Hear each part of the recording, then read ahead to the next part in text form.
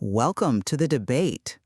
So, if you want to know the unvarnished truth about a world-class natural history museum, you do not look at the pristine, perfectly lit glass cases upstairs. You look in the basement. Oh, absolutely. The basement is messy. Right, it's messy, it's heavily restricted, and it is entirely hidden from the public. But those climate-controlled vaults full of fragmented bones and chaotic field notes, those are the primary source material that actually makes the public exhibit possible. And today we're asking, what if your professional life worked the exact same way? Yeah, that framing cuts right to the heart of what we're examining today, because we're looking at the Living Professional Record, or the LPR. And this is a system designed to be a private, worker-owned source system that sits entirely beneath a person's professional surfaces. Beneath the surface, exactly. Right, we're not talking about a resume here. We're not talking about a public LinkedIn profile. We are talking about the basement vault, where the raw data of a career actually lives. In the central architectural doctrine of this system, and really the core of our disagreement on the show today, is the curriculum's absolute mandate that the full record is private by default. The material is very explicit here. Privacy is not, some later compliance step. Privacy is part of the anatomy of the record itself. It's structural. Exactly, it's anatomical. And we're debating what this anatomical privacy achieves mechanically, because I will argue that privacy by default is an epistemological necessity. It's really the only mechanism that allows truthful documentation to exist without self-censorship. Well, I come at it from a different way. While protecting the worker from, say, employer surveillance is obviously vital, defining privacy as an anatomical, structural requirement introduces some really dangerous operational fragility. I'm arguing that this incredibly complex privacy architecture creates structural friction, and it risks transforming what should be a verifiable evidence vault into this subjective, unverifiable silo. Okay, well, let's lay out the exact parameters of the source material first. The curriculum dictates that the full living professional record is private by default simply because of what it actually contains. The record may house highly sensitive evidence. Right. Private context, employer-owned material, third-party information, witness notes, AI logs, all of it. And the fundamental premise is that the client, meaning the worker, does not owe every audience the whole record. No, they don't, but... Right, so some evidence might be public, some might be shareable with care, some may require redaction or be summary only or, metadata only, and some, honestly, should not be uploaded at all or explicitly excluded. By embedding these strict privacy tiers right at the foundational level, we actually give the worker the legal and psychological freedom to document reality. But we really need to unpack what documenting reality actually means when it is structurally hidden like that. If you look at the material's instruction, it explicitly states that some evidence in the vault should be metadata only, or just entirely excluded due to third-party constraints. Which makes sense for sensitive data, right? Sure, but if an evidence vault is just filled with redacted or excluded materials, it literally ceases to function as objective proof. You're building a massive governance burden here. The system goes from being this accountable ledger of evidence to just a system of private, unprovable assertions. I see why you think that, but let me give you a slightly different perspective on it. We have to consider the real-world stakes of evidence gathering. In the LPR, the curriculum clearly states that evidence comes before wording and context comes before confidence. Think about the context layer. Okay. Let's use a concrete high-stakes scenario. Imagine a project manager who inherits this massive product launch because the previous director was just escorted out of the building for embezzlement. Oh, wow. A total nightmare scenario. Total nightmare, exactly. The project is an absolute shambles. Vendor contracts are missing, the team is panicking, the budget is totally decimated. Which is sadly not that uncommon in corporate environments. No, it happens all the time. Now, this project manager steps in. They work 80-hour weeks, untangle the legal mess, and somehow they ship the product on time. If this worker wants to document that heroic effort, how do they actually do it? Well, they'd have to prove it. But they can't upload the shred of vendor contracts or the internal emails about the embezzlement to a public profile. If they do, they violate an NDA, they breach employer-owned material clauses, and open themselves up to like catastrophic legal liability. Fair enough, yeah. So without a private LPR, what happens? They self-censor. They wait 2 years, update their resume, and just write a bland bullet point saying, managed successful product launch. The actual truth of their crisis management is erased. Yeah, the nuance is lost. Completely lost. But because the LPR's anatomy includes labels like metadata only or do not upload, the worker can safely document that organizational chaos privately in the context layer. That context is part of the claim. They can only safely record the truth of the environment if the privacy travels with the evidence. Okay, that is a compelling argument for the worker's own sanity, but have you considered the actual mechanics of the claim map in that exact scenario? Because the entire purpose of the LPR is to connect underlying evidence to what a worker may responsibly say in the future. Right. Mapping the claim to the proof. Exactly. And the system uses a claim status guide with definitive labels, things like proven, verified, supported, or unsupported. So let's look at your project manager. They assert a claim, salvaged a failing product launch following executive misconduct. The claim map draws a line from that claim to the evidence. Yes, it maps it directly. But wait, the evidence carries a do not upload or excluded privacy label because, as you said, it's legally restricted employer-owned material. So how does that claim ever truly reach a status of verified? Well, it reaches verified status internally for the worker's own record. But mechanically, who is doing the verifying? If the proof is legally locked behind this anatomical wall, or even worse, if the user selected excluded so the artifact doesn't even exist in the digital vault at all, it remains an internal unilateral assertion. I wouldn't call it unilateral. I mean, the worker types out the metadata, right? Date, October 4th. Event, fix boss's embezzlement mess. File, none. Status, excluded. The system is quite literally just taking their word for it. It's a vault with no gold inside, just an IOU written by the vault owner. The worker might know it's true, but the system's ability to act as a bridge to external accountability is fundamentally broken. You're relying on an honor system disguised as a software architecture. But think of it like a laboratory notebook versus a published academic paper. If a scientist knows their raw, messy lab notebook is going to be published live on the internet, they are going to stop writing down their mistakes. Naturally. They won't log their dead ends, their messy variables, their failed hypotheses. They will curate the notebook to look like a finished, perfect product. The do not upload and metadata-only labels are exactly what keep the lab notebook honest. Honest to themselves, maybe. Yes, which is critical. The point of the LPR isn't to instantly prove everything to a hiring manager on day one. It's a defense against the worker's own professional amnesia. It stops the worker from forgetting the specific mechanics of what they actually did 5 years ago. Okay, well, I accept your lab notebook analogy for paper artifacts or, static digital files. A spreadsheet doesn't really care if it's locked in a vault, but the LPR isn't just static files. It actively involves other people. Let's talk about the human element here. You mean the witness notes? Yes. What happens when the evidence is a human being?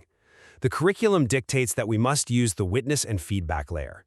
How do you handle human proof when your whole system is anatomistically walled off? Well, the witness letter functions under the exact same privacy constraints for the exact same reasons. The material clearly states that witnesses are claim-specific and require strict privacy boundaries. If the project manager from our earlier example wants to capture proof of their crisis management, they can privately tag a colleague who actually saw them reconstruct the timeline. Yeah, I'm sorry, but I just don't buy that. Let me tell you why. Let's walk through the exact steps of a worker realizing the system actually paralyzes them. The worker privately documents that a specific colleague observed them brilliantly managing that embezzlement fallout, right? Right. They log it in the private layer. And the colleague might even confirm it within those private bounds of the LPR. But because of these heavy anatomical privacy limits, the worker determines they cannot safely contact this colleague or use their name externally without triggering, say, corporate retaliation. Which is a valid fear. Very valid. But that means the proof is trapped. The structural privacy renders the witness entirely useless for external validation. A future hiring manager cannot call that witness. So what good is the verification? You a claim that is verified internally, but is totally paralyzed the second it touches the open market. See, I'm not convinced by that line of reasoning at all because it assumes the only value of a witness is immediate external validation for a recruiter. That assumption is exactly why the privacy layer must be the default to protect third parties from being inappropriately flashed to a recruiter or exposed on some public profile. But how does an internally trapped witness help the worker advance their career? By giving them the psychological agency of undeniable facts. If the worker knows definitively that a specific manager saw them coordinate that crisis rollout, they preserve that memory. They have the time, the date, and the internal corroboration. But they can't show it to anyone.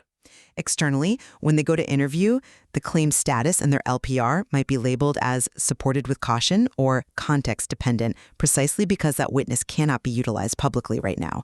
But internally, the worker doesn't lose the agency of the event. I mean, I have seen countless professionals forget exactly who corroborated what during a 5-year-old crisis. That's true. People forget all the time. They lose the thread of their own competence.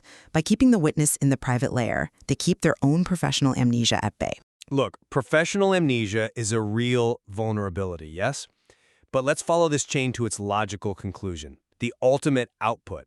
Because the system is designed to eventually translate this entirely private source material into public-facing renderings. The renderer, yes. Right, like a resume bullet, a portfolio summary, or an interview answer. This transition from the private basement to the public museum exhibit relies on the AI translation log and the renderer. Exactly. And the curriculum explicitly positions the renderer as coming after source governance, not before. The client renders only what belongs in the moment. The AI translation log is a brilliant mechanism for navigating the exact friction you're complaining about. Is it, though? Yes. It actively tracks the privacy restrictions attached to the evidence. It protects the worker from making privacy mistakes while still allowing them to make confident public claims. Okay, well, let's drill down into how that AI translation actually works in practice. Mechanically, the AI reads the privacy tags. So let's say our worker has that highly confidential vendor report in their evidence vault. The privacy tag on it is shareable with care or redaction required. The AI translation log tracks that this source material is restricted. Right. It analyzes the underlying context, strips out the proprietary nouns, the vendor names, the specific financial losses, and translates it into a safe, generalized public claim.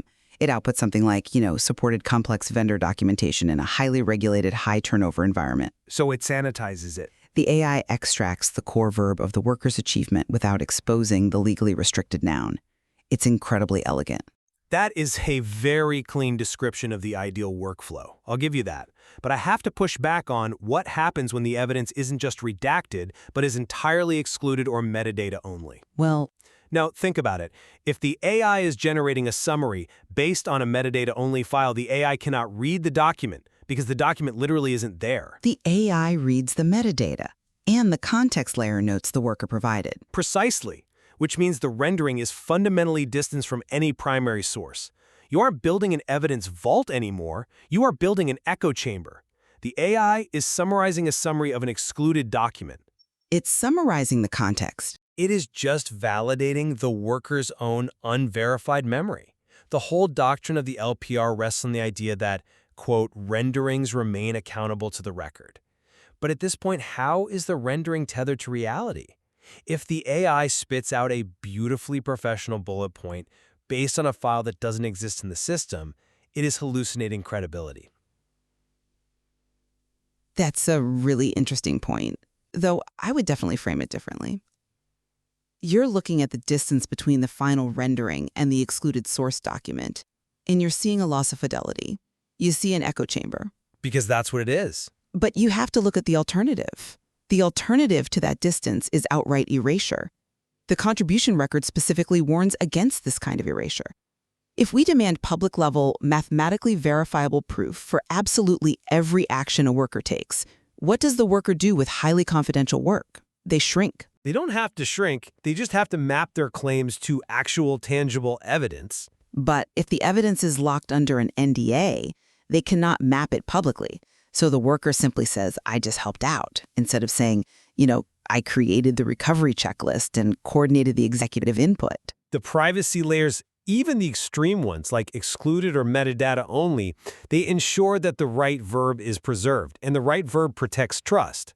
Okay, but if a worker can confidently state in an interview that they coordinated a recovery because their private LPR specifically reminds them of the metadata, the dates, and the internal context, then the rendering is accurate. It is a truthful representation of their capability, even if the raw proof is legally barred from entering the public domain. Evidence is untouchable.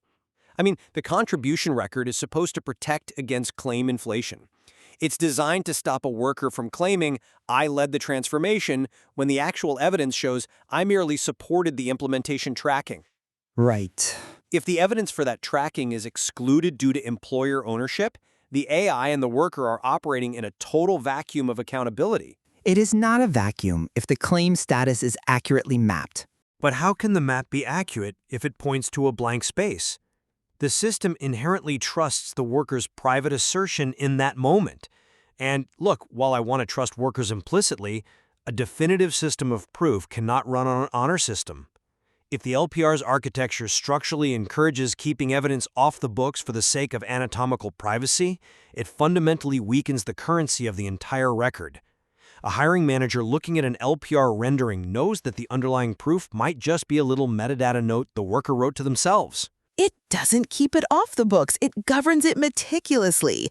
The claim map specifically links the claim to the exact privacy boundary. The status belongs to the claim, not to the person. This is a crucial distinction in the material. Yes, claim status versus person status. Exactly. A worker might have incredibly strong, publicly verified claims in one area of their career where the evidence is open source, and in another area involving proprietary corporate strategy, their claims are labeled strictly as supported or context-dependent because the evidence is locked down. That nuance, that transparent honesty about the limitations of the proof, is exactly what makes it a governed source system rather than just a simplistic brag file. Well, I will grant that it prevents the LPR from becoming a simplistic brag file. The nuance of the claim status guide does add a layer of epistemological humility to the system, which is nice. Thank you. But I maintain my position on the architecture itself. Defining privacy through heavy anatomical redactions and exclusions creates a silo. If a worker spends 5 years doing highly classified or proprietary work, and their evidence vault is entirely composed of metadata-only labels and excluded files, their LPR is functionally locked. It isolates the worker's professional memory from the external verification it will eventually need to be useful in the open marketplace. And I would summarize my position by just returning to the core reality of modern work. The truth is often highly sensitive, legally encumbered, and deeply messy. Privacy by default is the essential anatomical shield that allows a worker to own a truthful, unvarnished source layer. Right. Without that structural protection, without the ability to say do not upload and still document the context, the LPR just becomes another vulnerable transparency file. And we know what happens to transparency files. Workers naturally game them, sanitize them, and self-censor until the truth is entirely lost. Well, we certainly share the fundamental agreement that the LPR is definitively not a public profile, it is not a resume, and it must never be allowed to degrade into some employer surveillance dossier. Absolutely. The worker must absolutely own the source layer, but our tension today remains squarely on the mechanics. Can a heavily redacted, structurally constrained evidence vault truly keep future AI renderings accountable to reality, or does it just build a highly organized echo chamber for unprovable assertions? It is a fascinating structural tension, and it really highlights how the way we design systems architecture directly shapes human behavior and how we, record our own history. There is clearly much more to explore in the anatomy of the living professional record and the mechanics of the contribution record. But for now, we will leave the discussion there. Think back to that natural history museum. The polished exhibits upstairs are beautiful, but the messy, highly restricted vaults below are what make them real. The question we're left with is just how tightly those vault doors need to be locked to protect the truth inside. Thanks for listening.